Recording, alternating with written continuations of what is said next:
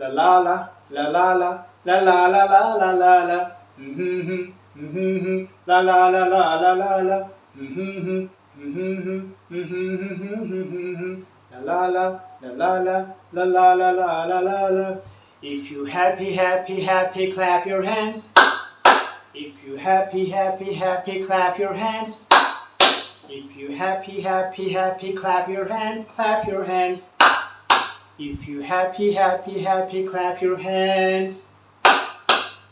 Hello there. My name is Ellie and I am an English teacher. I've been working with kids, teens and adults for over 5 years. So let me tell you about my experience.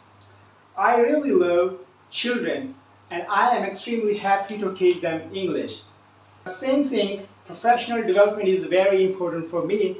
That's why I put a lot of time to improve myself.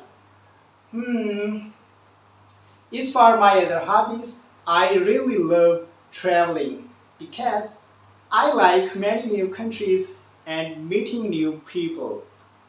I will be delighted at the opportunity to working in your country and continue my professional development as a teacher of English. Thanks for your attention. I hope to see you soon.